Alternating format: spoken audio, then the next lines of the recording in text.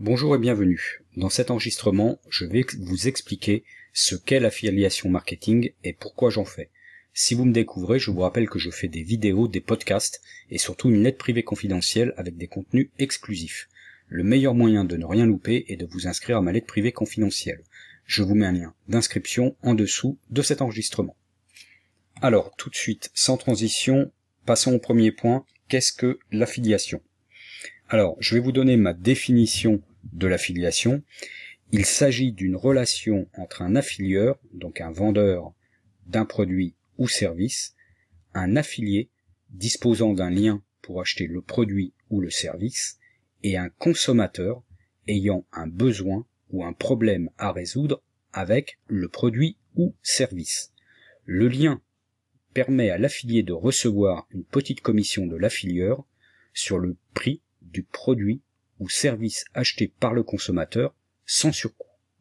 Donc voilà quelle définition je fais de l'affiliation. Alors maintenant, passons au principe de l'affiliation que je vais vous expliquer à l'aide de ce petit schéma. Alors, tout part de l'affilieur, donc le vendeur ou le fournisseur du produit ou du service. Cet affilieur, on a l'étape ici, l'étape 1, donne un lien à l'affilié, donc l'affilié qui est l'intermédiaire. Cet affilié fait la promotion de ce lien, on voit ici le lien 2, auprès de consommateurs, donc qui sont des acheteurs ou des clients. Alors ça peut être, j'ai mis consommateurs, mais ça peut être également donc des entreprises, une entreprise consomme également. Si le consommateur a besoin de ce produit ou de service, il va passer une commande et payer le produit ou le service auprès de l'affilieur. L'affilieur, en retour, donc l'étape 4, va livrer le produit au consommateur. Et à l'issue de cela, l'affilieur, donc à l'issue souvent d'une période d'annulation ou de retour, l'affilieur va verser à l'étape 5 la commission à l'affilié. Donc voilà le grand principe de l'affiliation. Alors, ça c'est le principe de base lorsque l'affilieur gère directement ses affiliés. Par contre, vous pouvez avoir le cas où l'affilieur passe par un intermédiaire qui est une plateforme d'affiliation, donc c'est ce que je vous ai mis ici à l'étape 1 bis, donc qui remplace dans ces cas-là la transmission du lien direct de l'affilieur à l'affilié. Dans ce cas-là, ce qui se passe, c'est que l'affilieur propose un programme d'affiliation à la plateforme d'affiliation, et c'est la plateforme d'affiliation qui va transmettre le lien à l'affilié. Et là, dans cette hypothèse-là d'intermédiaire par la plateforme d'affiliation, on a un nouveau vocabulaire qui apparaît et que je vous ai mis ici en dernière ligne. L'affilieur est alors appelé un annonceur, la plateforme est alors appelée une régie d'affiliation et l'affilié est alors appelé un éditeur. Donc voilà, vous savez maintenant les grands principes de l'affiliation. Autre point également que je voulais aborder avec vous dans cette définition de l'affiliation, c'est de vous apporter malgré tout quelques explications. Alors une première explication un petit peu historique. Ce qu'il faut savoir, c'est que l'affiliation, ça existe depuis des dizaines d'années. Il y a certaines entreprises qui ont été pionniers en la matière, comme par exemple Amazon au milieu des années 1990, donc 95 ou 96 je crois de mémoire, ont commencé à mettre en place le premier programme d'affiliation. Alors il y a eu également à pareille époque les sites internet de l'industrie du X. Et un petit peu après, je crois, il y a eu eBay. Donc tout ça pour vous dire que ça existe quand même sur le web depuis un certain nombre d'années. Mais ça existait, alors ça a été traduit, si vous voulez, par Amazon sur le web, mais c'est une traduction web de ce que l'on appelait précédemment les apporteurs d'affaires. Alors les apporteurs d'affaires, il y a des exemples que vous connaissez probablement. Ce sont par exemple les courtiers en assurance ou les courtiers en termes d'emprunt, en termes d'emprunt bancaire. Il y a également les intermédiaires de commerce comme les acheteurs indépendants. Donc ça existait en fait ce système d'affiliation, donc qui est en réalité un apport d'affaires, ça existait déjà bien avant le web.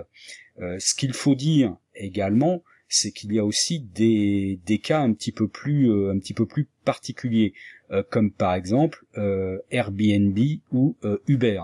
Airbnb ou Uber, eux, ne vendent aucun produit ou service directement, ils fonctionnent uniquement en proposant un outil de mise en relation à des professionnels, bon, comme par exemple Uber, donc les chauffeurs VTC, qui mettent à disposition un outil pour pouvoir obtenir des clients. Airbnb, c'est exactement la même chose. La plateforme Airbnb n'est qu'un outil de mise en relation entre propriétaires et locataires de biens immobiliers. Ce qu'il faut savoir également, c'est que sur Internet, il y a un certain nombre de sites qui sont des sites de comparaison de prix. Ces sites de comparaison de prix fonctionnent également sur le principe de l'affiliation. Et d'une manière plus générale, il y a énormément de sites Internet qui tirent leurs revenus de l'affiliation. Alors tout ça, c'est pour l'aspect historique et ce qu'on voit aujourd'hui. Alors l'affiliation en soi, c'est une bonne chose si les avis et les conseils sont donnés de manière objective et pas uniquement tournés vers le produit ou le service à plus forte commission. Et donc ce qui nous amène tout naturellement au deuxième point que je voulais traiter dans cet enregistrement, c'est pourquoi faire de l'affiliation et pourquoi moi j'en fais. Alors, je suis parti déjà d'un constat, c'est que j'utilise un certain nombre de produits et de services au quotidien et j'en suis satisfait. Alors jusqu'à présent, je les recommande à des entrepreneurs puisque ma principale activité concerne les entrepreneurs. Mais je conseille aussi des amis dans un cadre un petit peu plus particulier et privé. Alors je me suis dit, pourquoi ne pas le faire dans le cadre de l'affiliation marketing. Par exemple, alors les exemples que je peux vous citer, c'est ce que j'utilise régulièrement et que je recommande aussi régulièrement, c'est des hébergements web, c'est des logiciels, c'est des applications web, c'est des banques, c'est du matériel informatique et bureautique, c'est de la documentation, etc. Donc vous l'aurez bien compris, l'affiliation, c'est la recommandation d'un produit ou d'un service rémunéré ou rétribué par une commission. Alors, à partir de ce moment-là, il y a deux façons de faire de l'affiliation. La première façon, une façon quantitative qui, elle, va être axée sur la commission. Donc, on va chercher, en transmettant le plus de liens possible, à percevoir un maximum de commissions possible. Ça, c'est la première façon de faire. La deuxième façon de faire, c'est une façon un petit peu plus qualitative, axée sur la recommandation. C'est-à-dire que ce qui va primer, c'est la recommandation que l'on va apporter au consommateur ou à l'entreprise. Donc voilà les deux façons de faire de l'affiliation. Donc maintenant, je vais vous présenter mon choix et vous doutez bien probablement du choix que j'ai fait. J'ai fait le choix de l'affiliation marketing qualitative.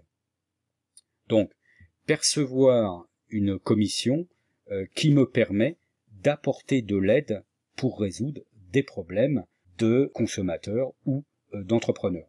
Alors, ce qui est intéressant, c'est que en fait, ça ne coûte rien de plus au consommateur ou à l'entreprise qui achète le produit ou service. Et ça me permet donc de recommander un produit ou un service pour répondre aux besoins ou problèmes des entrepreneurs. Et souvent, d'ailleurs, c'est un produit ou un service qu'ils ne connaissent même pas et qu'ils n'auraient pas trouvé ou choisi eux-mêmes. Alors mon but dans l'affiliation marketing, c'est vraiment d'apporter une solution optimale et pas de chercher à encaisser une commission.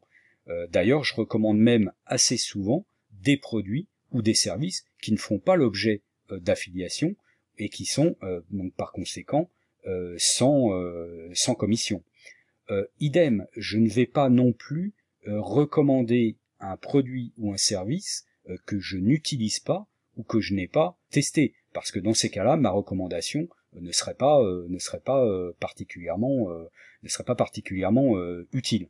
Et donc ça me permet en fait d'aider les entrepreneurs et être rétribué par l'affilieur sans avoir, je dirais, quoi que ce soit à facturer de mon côté à l'entreprise. Et plus je percevrai de commissions d'affiliation, plus je pourrai aider des entrepreneurs. Donc de cette façon-là, tout le monde est gagnant. L'entrepreneur donc qui a une solution à son problème ou à son besoin, l'affilieur de son côté qui lui a vendu son produit ou son service, et l'affilié, donc moi en l'occurrence, qui est perçu une commission. Donc voilà le choix que j'ai fait en matière d'affiliation et pourquoi je fais de l'affiliation. Alors pour conclure, je vous dirais malgré tout que ça fait quelques mois que je teste l'affiliation. Alors je suis discret pour l'instant sur la question, mais mon test tous les tests que j'ai faits ont été concluants et j'en suis très satisfait. Donc maintenant, je passe à une phase de développement de l'affiliation marketing et donc il va y avoir certainement beaucoup plus de contenu sur le sujet de l'affiliation marketing dans mes différents médias. Donc voilà ce que je voulais vous dire sur le sujet. J'espère que cela vous est utile et que vous avez aimé. Dites-le moi en cliquant sur le pouce en haut ou de couleur bleue ou le pouce en bas ou de couleur rouge dans le cas contraire. N'hésitez pas non plus à faire vos remarques et observations en commentaire pour échanger sur le sujet. Merci de votre écoute et à bientôt.